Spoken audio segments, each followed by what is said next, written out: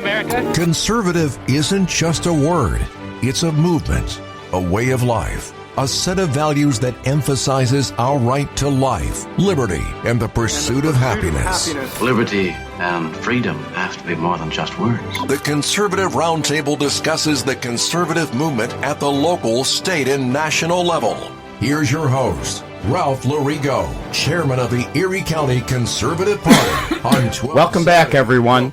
We have another great show for you today. Not only do we have our regulars, Russ Gugino and Bob Davis, but today we have Carl Calabrese with us, who has a 40-year history involved.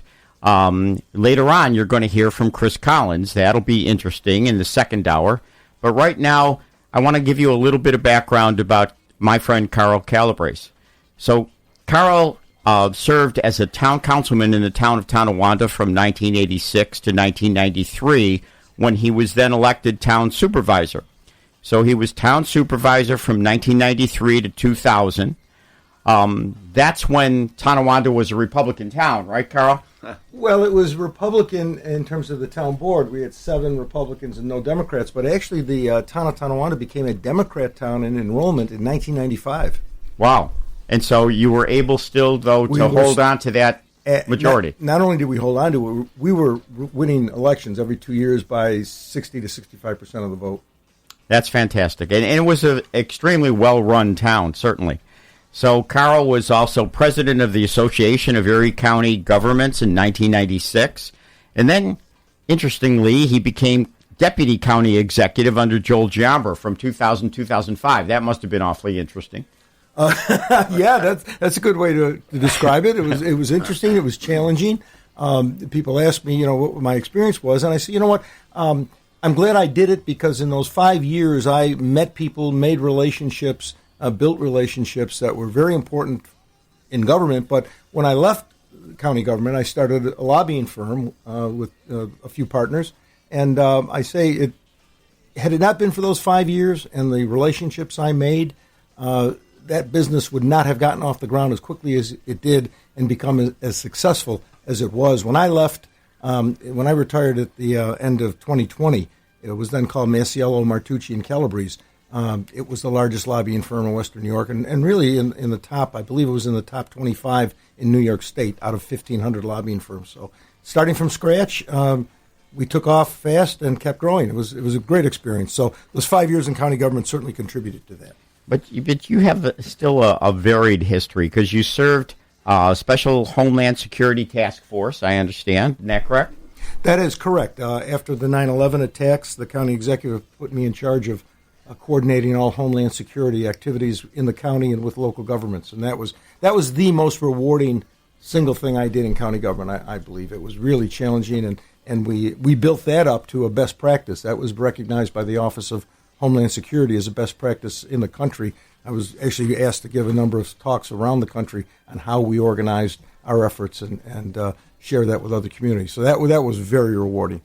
Then you were also an adjunct professor at SUNY Buffalo, teaching undergraduate and graduate level courses in government, correct? Correct. I taught a course, former State Senator John Sheffer, when he was head of the regional office there, asked me if I could design a course for young people going into the area of planning. The class was actually in the School of Architecture and Planning, and it was based for people who were going to be going into planning and either working directly for government as an employee or for a private company that might be hired by government. And the course was called Local Government Policy and Politics, and was basically, how do politicians think? How do they balance? How do they reach decisions? Who influences them? How do you influence them? I did that for 17, 18 years, and I might still be doing it, but for COVID, because when COVID hit, the head of our department said to me, we're only going to do it online. And I said, I'm not interested. Oh. If I'm not in the classroom, I'm not interested in doing that. So that's when I left. COVID changed a lot for a lot of people. But all of that experience, then, like you say, you get into this lobbying firm. You're a founding member of the lobbying firm, and you join up with Tony Masiello, Vic Martucci, and yourself, and you create a lobbying firm. So what brought that about? Well, my first two partners were retired in 2009. That was Marina Wilcock and the late Victor Farley. Oh, wow. That's how it started. It was called Government Action Professionals. A year into that, Tony Masiello left the mayor's office, did not run for re-election, and he joined us. under the name Government Action Professionals. It all started within a month after I left county government. Maria Wilcock, who had been our chief lobbyist for the county, also left. And she came to my house one Saturday morning and she said, I have an idea. She said, I think we should start a lobbying firm. And I said to her, well, what makes you think we'll be successful? And her first answer didn't really hit my hot button. She said, well, we know the business, we know the process, we know the people. Well, that applies to a lot of folks. But then she said something that really got my attention. She said, almost every lobbying firm in New York State is headquartered in Albany or New York City. We'll be the first one headquartered in Buffalo, and we'll concentrate on companies, not-for-profits, educational institutions, cultural institutions, local firms that we know what their problems are, we know how to address those, and there's a huge gap in the marketplace for that. And I said, you know what, that's interesting to me. So we kicked it off. The lobbying firms that were located in Albany and New York told us it'll never work. You have to be in Albany, you have to be in New York City. We disagreed. We started it, and as I say, we took off. And you know the old saying that imitation is the highest form of flattery. Within a few years, every one of those Albany and New York City-based companies that said it couldn't succeed all opened up satellite offices in Buffalo. So, but again, in order to be successful in a lobbying firm, you have to know the players, and so that would be the state senators, the assemblymen. Yeah. Yours was mostly local politics up to that point, right? Correct. And you know, with Tony Masiello being a Democrat, he had great contacts and relationships with people on that side of the aisle. Also on the Republican side of the aisle, Tony was a kind of politician who, you know, he may have had arguments with folks on the Republican side, but he never burned bridges. Well, that was a day when we weren't as bifurcated as we are today. That's Tony exactly had the conservative endorsement back in the day. I mean, we weren't anywhere near as bifurcated as we are. And Vic Martucci was vice president of Marano Mark Equity, and I remember. His job was to deal with local governments in terms of getting land and opening up subdivisions and whatnot. So he knew a lot of the players as well, and so did I, obviously, from my years in local government. And so we concentrated on those types of businesses, those types of activities, and said, you know, if you need a government relations lobbying firm to help you, whether it be at the town, county, state level, we probably have the contacts and relationships to be able to at least put you in front of the right people and help you frame your arguments to appeal to those right people. So that's how we approach our business. And, you know, I mean, the marketplace is a tough place. If you don't perform, you don't survive. Right. And so to be in business since 2005 and to be one of the largest lobbying firms in New York State, I think speaks volumes about production and results. I remember Vic from the Marano days. He actually engaged me to represent Marano. I did a lot of the zoning for Marano because of Vic Martucci, and know Dave DiPaolo and all those people to this day because of my relationship with Vic back then. So that lobbying firm is an interesting part of your career. Now you retired. Why did you retire? Why did I retire? That's a good question. You know, you never know when you're ready to retire until you know it. Okay? I know a lot of people, and I used to say it, I'll never retire, but every job has a shelf life. Every job has a shelf life. It might be 40 months, it might be 40 years, but eventually you reach a point where you say, I want to do something different. And at that stage of my life, the something different was this thing called retirement. People ask me, what do you do in retirement? And my quick answer, general answer is, you do all the things you had to say no to when you were working. Now, I have always had a lot of hobbies, always, and those hobbies keep me very busy. I Motorcycles? That's one of them. I work out 4 times a week. I play golf. I shoot trap and skeet. I watch grandkids. I do a lot of reading. And so, I'm more than... My wife always teases me about how busy I am now that I'm so-called retired. Don't talk to him about his golf game, Ralph. Okay. I want to hear about the motorcycles at some point.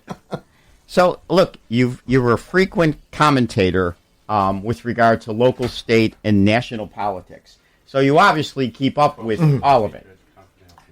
I spend the first 2.5 hours of every morning just reading stuff.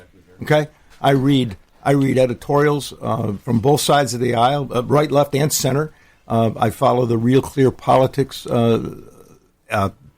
editorials that they publish. I follow the polling. I look at polls literally every day. Yeah. I read the Wall Street Journal every day. I usually have 1 or 2 books about politics, history, something like that I'm reading. So, as I say, the first 2.5 hours of every morning is spent just reading and keeping up on things. So I want to, shift over and talk about local politics. We're going to talk about local politics, state politics, federal politics, but let's start with local politics, Erie County.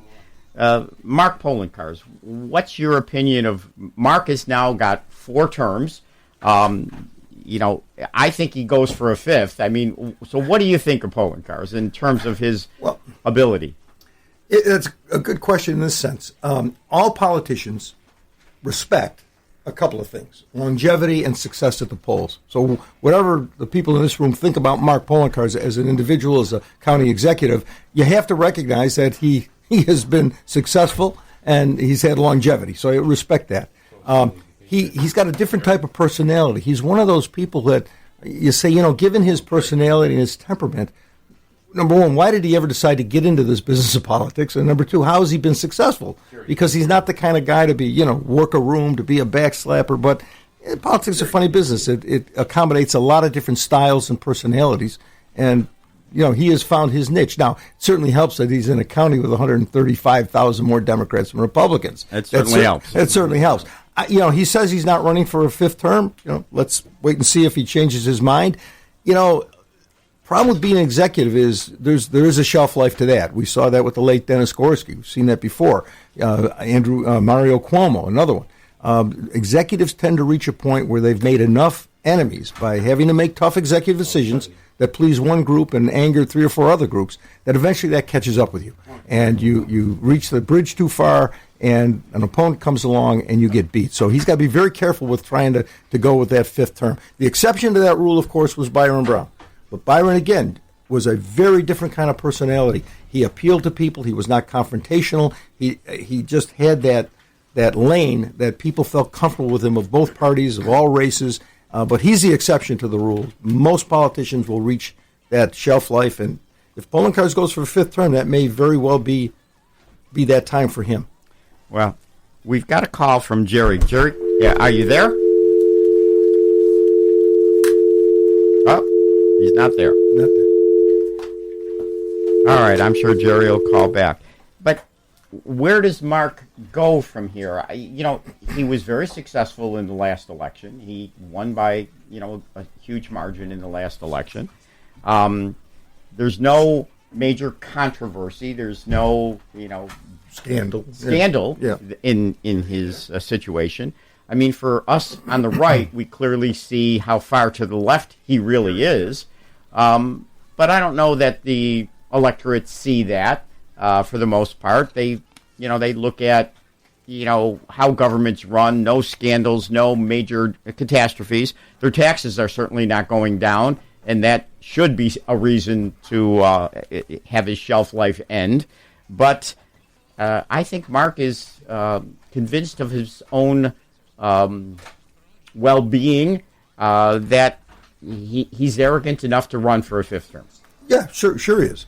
Well, where does he go if he decides not to run for a 5th term? That's an open question. Where does somebody who's been county executive, the big fish in a pretty good-sized pond, where does he go? The logical spot would be Congress. So he's been going and doing these town meetings. So what's that all about? Yeah. And talking to run against someone like Langworthy, how could he possibly run in the strongest Republican district in the state? That would be a tough hill to climb. But he's also done some town hall meetings in Claudia Tenney's district. I know he has. And I understand he's bought a so-called vacation home in her district. So, he's got that landing pad there if he decides to go against her. I think that would be the place he would take a shot at Congress, not Langworthy. Not Jerry, are you there?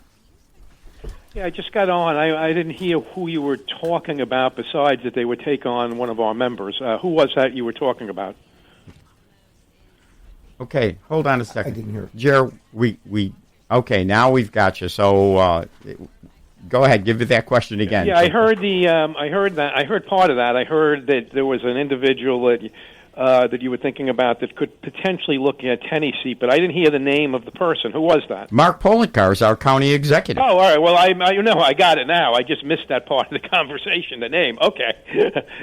All righty. Well, he'd lose to her. I'll tell you, that district is strong. That district is strong for her. Yeah, well, look, the thing about Mark Poloncarz is he's convinced that he's the right guy at the right time. I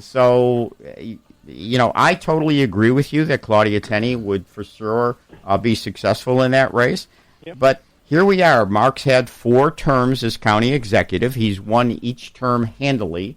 He won the last term handily, and the question is, where can he go? I mean, we talked about him going to the state 3 years ago, but it didn't happen. So, I don't know. I just think that Mark is still going to be involved in politics. He's young enough to keep on going. You know, he might very well look at the 2028 cycle for Congress. He'll be out of office by then as county executive. And, most of these Democrats really believe that if you tie your opponent to Donald Trump, you can beat them. And so obviously Claudia Tenney is a very strong Trump supporter.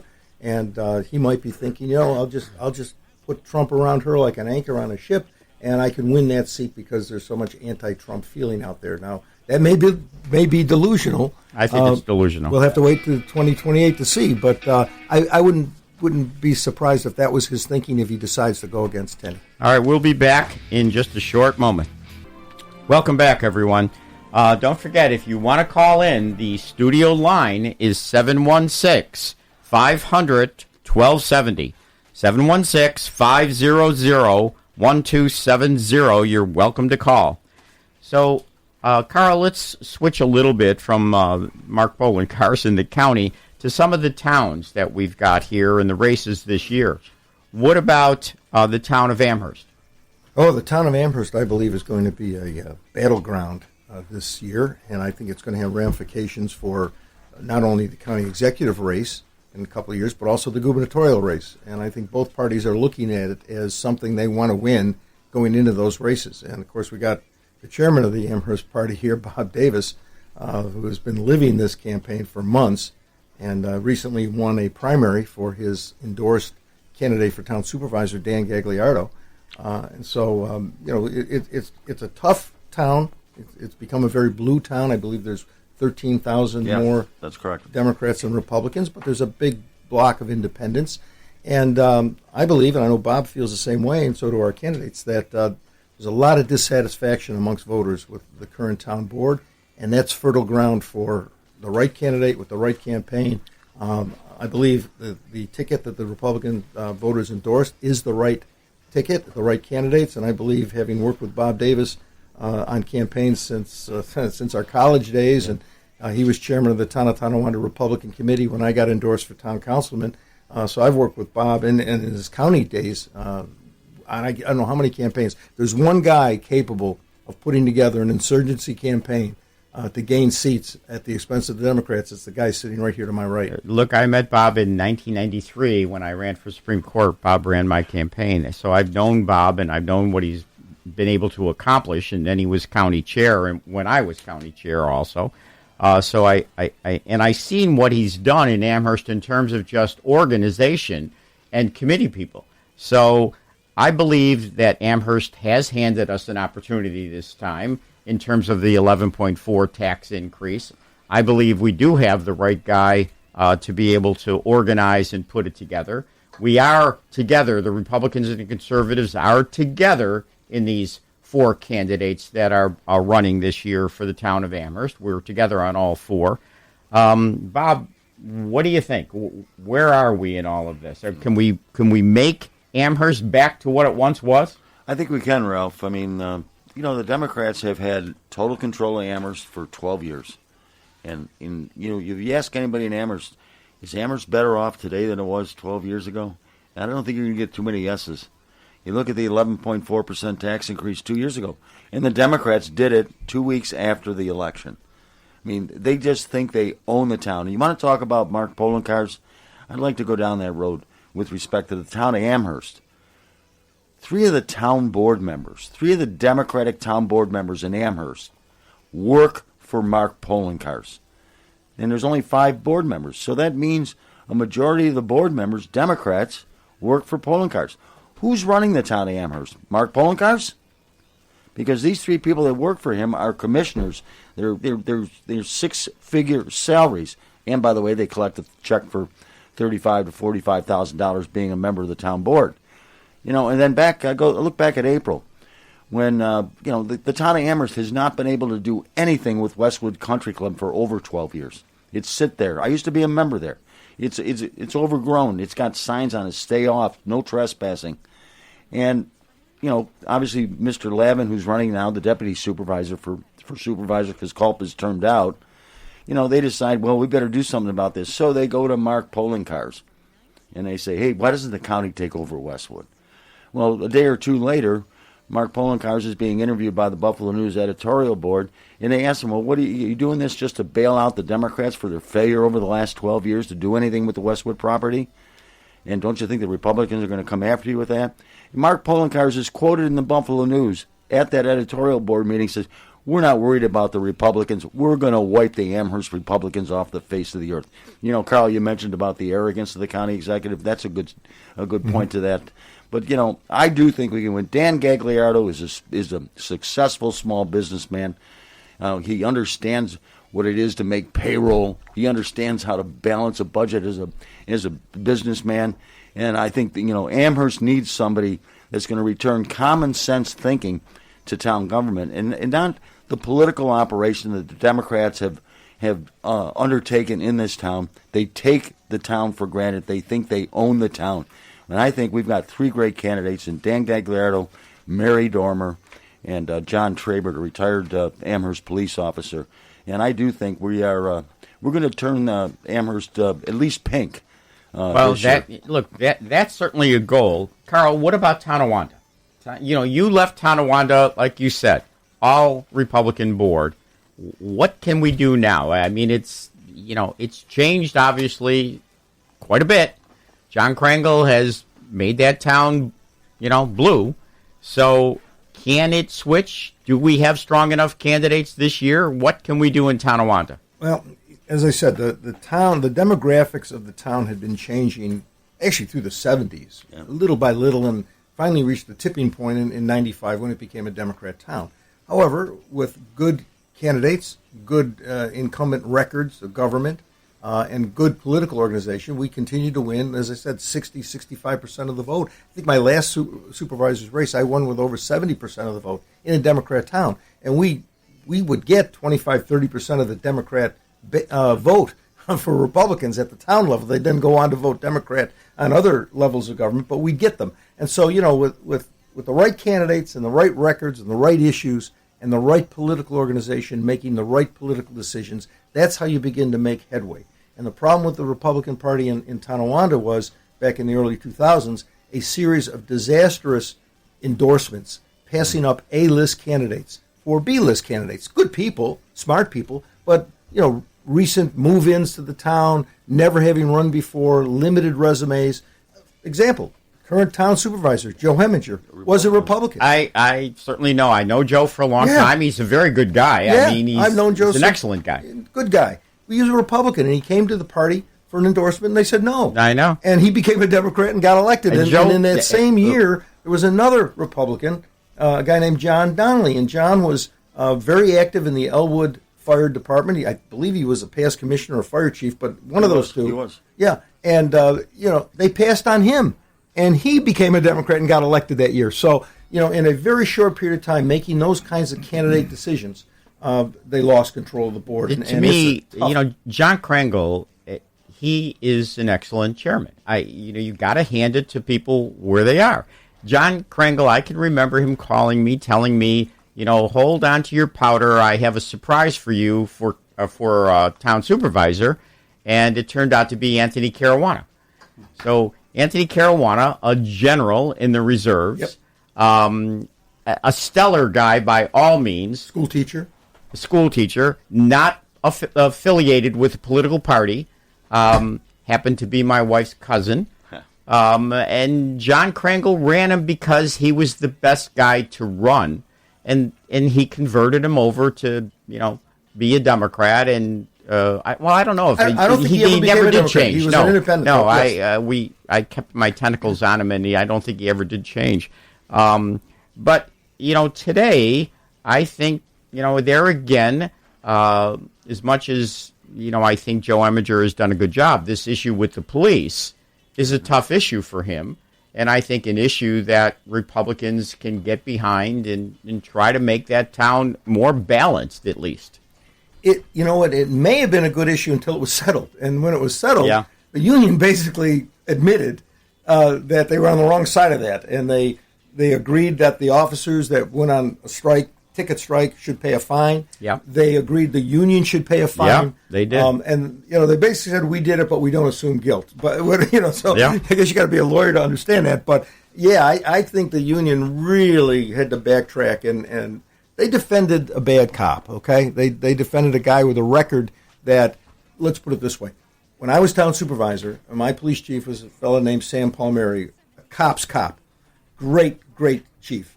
I tell you right now, if we had an officer with the same record as this particular officer, Sam would have come to me and said, I want to terminate him, and I would have said, go ahead. And so Union was on the wrong side of that, and I think it showed when they finally made the settlement.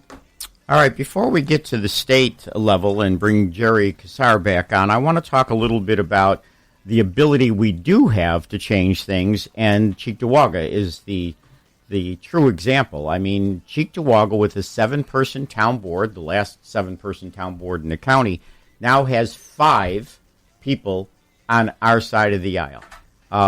Each of those 5 people only win because of the conservative endorsement, I like to keep on saying.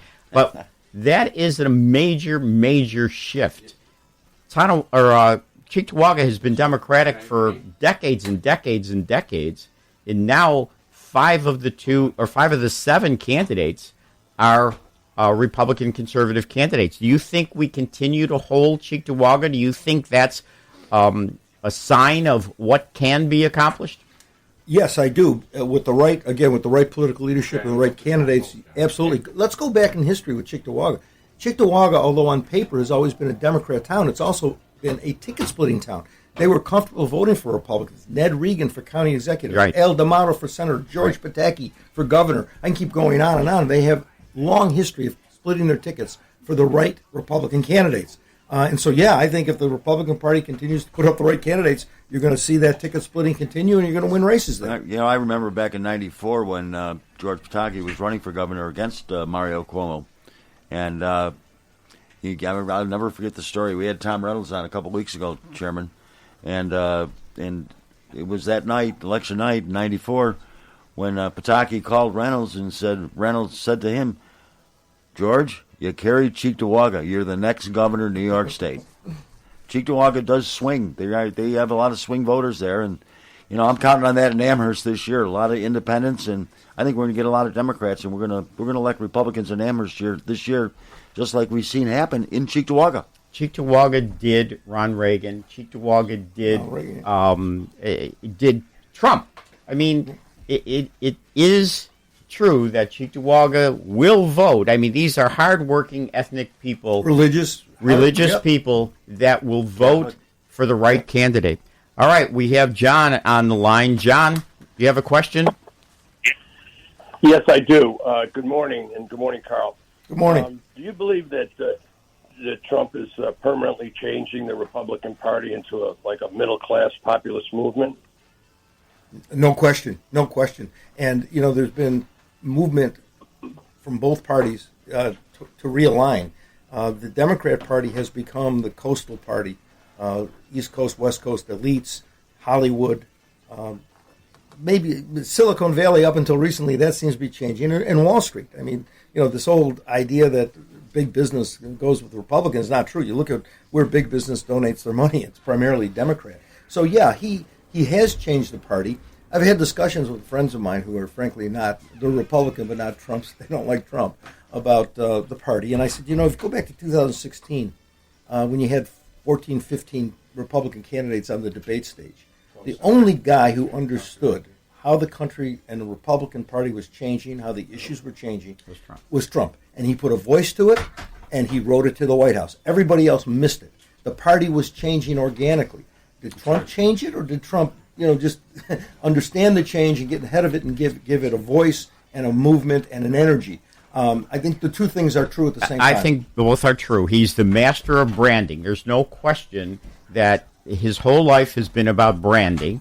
He certainly knows how to do it. He knows how to hit the pulse of people and make them, his in terms of that Trump brand. And I think he did it with immigration. I think he did it, clearly with the border in 2016, and he continues to ride that, issue to success. And Trump, unlike Democrats talk down to people. Democrats have that elitist attitude, right. that snobbiness. He's a rich developer, but he relates to the working person. He just has a way about doing that, and he speaks to them. And consequently, we are now become the working middle-class party, and even the minorities. I mean, you look at the Hispanic vote, the African-American vote, especially African-American males, and there is a shift going on in this country, and it continues to go on. I mean, the Democrat Party has been losing voters now for a number of years. You look at some key states. California has registered 700,000 more Republicans in the last couple of years. Florida used to be a Democrat state in enrollment. It is now a Republican state. Pennsylvania used to have over 1 million more Democrats than Republicans. It's now under 300,000 more Democrats. So within a few years, I think Pennsylvania is going to become a red state. And it's a combination of national issues and good grassroots politics. And Trump is certainly a driving force behind that. So yes, he has changed the party. The party was changing before Trump. Trump moved it along and gave it energy that it didn't have. And the two of them have been joined at the hip, and he's president. Look, before we get heavily into national politics, I do want to talk about the state. I want to get Jerry back involved and talk about how things are handled here in New York State. I think it's absolutely tough that what Kathy Hochul has done in New York State, and I think we can accomplish it this year. All right, when we come back from the break, we'll get into state politics. Welcome back. I want to get Jerry Kassar, our New York State Conservative Chairman, involved here when we start talking about state-level politics. I know, Jerry, that you've got your finger on the pulse throughout the state, but in terms of the state politics, what do you see ahead of us? Well, I mean, we've got several challenges. I mean, one of the major challenges is to overcome, which I think we will successfully do, this incredibly cynical attempt by the governor and the Democrats in the legislature to redo a reapportionment. I think we win on that one on multiple levels. I think we would be winning in the court system. I think we would be winning at the ballot box. I think we would be winning in the hearts and minds of many of the Democratic congressmen who literally do not want to see new lines, which downstate will give them all primaries. So so that's one challenge. The other challenge, and we remain hopeful, is the challenge relating to changing the local elections from even years, from odd years rather to even years. I mean, we're going to be in the Court of Appeals, which I don't think anyone is that hopeful with, but there is some, I've spoken with Joe Burns about this, who I know is a frequent guest. There is some reason to believe that there could be an entree into the federal court. So once all New York State appeals are exhausted, so we'll see where that goes. Now those are the two overarching areas. I want to remind people that outside of the cities, overwhelmingly the majority of elected officials in the state of New York are, and let me say, outside of the cities and probably Westchester County, the overwhelming majority of elected officials on a town level, often on a county level, are Republican conservatives in the state. And that's basically because that's the type of government people want. And we have argued forever, that that local government is the government that mostly affects our lives. So that could be on the town level. I mean, it could be on the village level.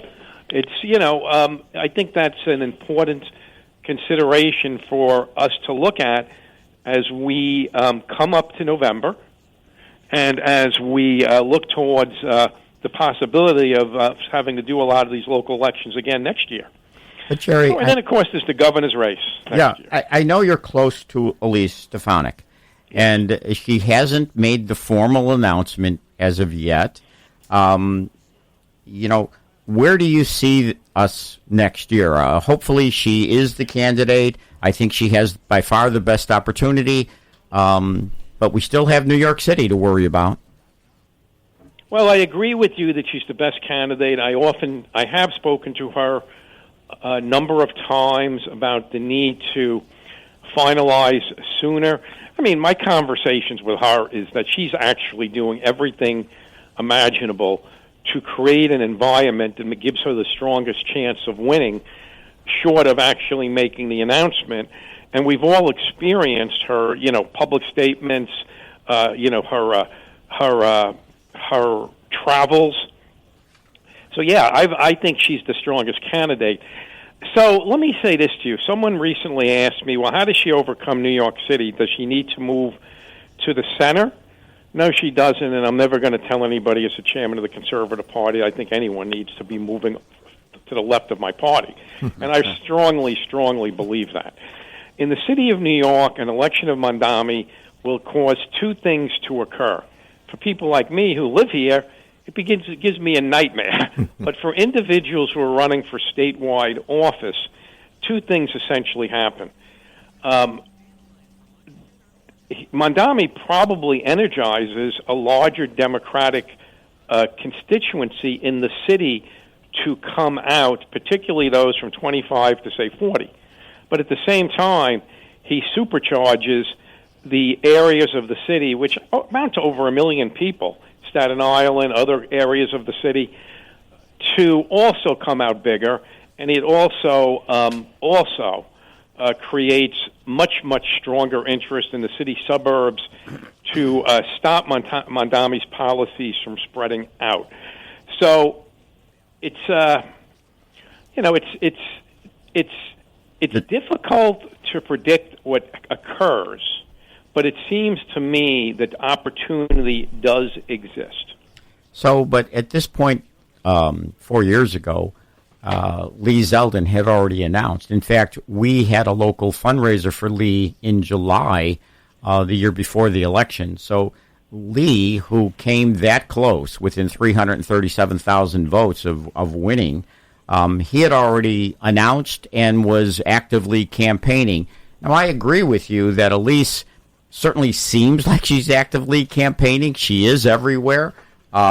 She's making a lot of appearances, but the lack of announcement, I think it would benefit her to make the announcement and let us all know. Well, I 100% concur with you.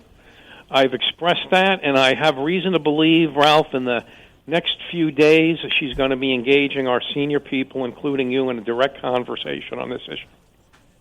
Well, that's fantastic. Carl, what do you think about, this situation for New York State and the possibility, the probability, I hope, of being able to turn New York, at least to some degree, purple, to at least get, I think, the governorship? Well, Lee Zeldin came very close to doing that. Many people think that if the campaign had been another week, he might very well have won. So he certainly exposed the weaknesses of Kathy Hochul, which haven't gotten any stronger. If anything, she's gotten weaker. I mean, Elise Stefanik is our strongest candidate. I mean, I'm looking at the numbers of her and other Republicans. I mean, she's head and shoulders above all of them in terms of name recognition and preference. I had never seen her in person until recently. I'd seen her on television in the role of a member of Congress at committee meetings, and really remember what she did to those university presidents and other forums where she has really excelled in terms of asking. Remember what she did to Hochul. Oh, that's right. With Hochul with the crime issue. So she's excelled in that form, but I never really saw her, up close and personal until I went to Nick Langworthy's fundraiser at the end of June, where she spoke. And, I mean, she gave, a 20, 25-minute speech, no notes. And it was a spellbinder. I mean, it was dynamite. I said, boy, she is good on her feet, and it'll be good on the stump. So, I think she's the strongest candidate. The problem is, I think she might have, and we'll have to anticipate and calculate for, is that, what the Democrats are going to do? They're going to tie Trump around her. I mean, there's nothing popular about Trump in the state. Just look at the latest Siena poll. Him as a person or his policies across the board, New Yorkers just are thumbs down, and so they're going to tie him to her, and that's going to be their campaign. Can you overcome it? Of course, but to think they're not going to do that, hope they're not going to do that, would be a fool's gold. So her campaign has got to deal with that. Ed Raff, what do you think here? Yes, thank you, Chairman, for having the opportunity to join this conversation today. And one thing I think we have to look at right now about Elise Stefanik is, in the most recent Siena polling, she's gained 14 points on the governor. Yep. And she has narrowed that gap without even announcing her candidacy yet. And she is a true upstater. And Kathy Hochul might call herself an upstater, but let's be very clear. This is a New York City progressive right now in Kathy Hochul as our governor. She has gained those points against Hochul, and that's despite the fact she hasn't announced, like you said. And, frankly, her name recognition statewide is around 50%. So I think, to Chairman Larigo and Jerry's point, we need to get her in the race now to build her name ID, because I think her name ID goes up. And to that point, Bob, Hochul's unfavorability is still over 50%. So she's not popular. Yeah, she's not well received let me in New York just say State this. right now. Let me just say this, and we should not lose sight of this. She brings to the table things that we have not been on a statewide level. The Republican Conservative Party's really done much with. I mean, she's a young woman who's raising, with her husband, a young child. She has a whole additional set of expertise and issues that we have always claimed we needed to talk more about, and we could very comfortably do this with Elise. Yet at the same time, she's an experienced senior member of the federal government. So, she really can run circles around Hochul from who she is versus what Hochul has become. Chairman Kassar, it's Senator Ed Rath here. It's good to hear your voice, and I couldn't agree with you more. And what we're seeing right now is so emblematic of the Democrats' political arrogance in New York State.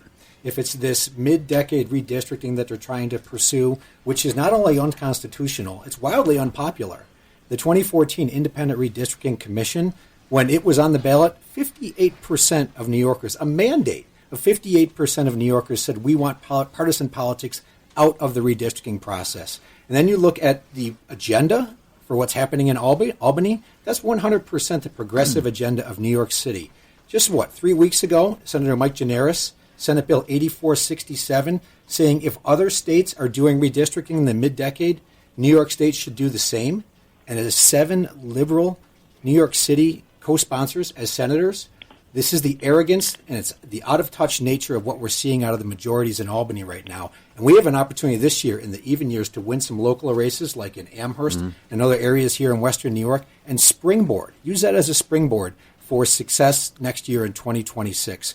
Kathy Hochul, I'll tell you, she is not, as we used to call her, a Western New Yorker. She is a New York City progressive Democrat, and she carries their water on every issue in Albany. Go back to her last election when she won and beat Zellner. I was on, I believe, Channel 2 that night doing analysis. I was on with a local Democrat. When it came to the gubernatorial election, this local Democrat was just gushing over Kathy Hochul. She's one of us. She's a hometown girl. And Not anymore. So when it came my turn, I said, that may have been true at one time, but I don't recognize this Kathy Hochul anymore. When Kathy Hochul was in town government, she was a fiscal conservative. When she was in county government, she wouldn't issue driver's licenses to illegals. When she was in Congress, she had a 92% rating on the Second Amendment from the NRA. That person is gone. She actually sold her residence. I understand she's she gone. sold her residence. New York City resident now. She's now New York City resident. But philosophically, that person is gone, dead and buried. Hey, look, I've known Kathy for 35 years, and this is not the Kathy Hochul that I knew, that I had lunch with. This is totally somebody different. All right, we're going to take a break here, and then we're coming back for more of this.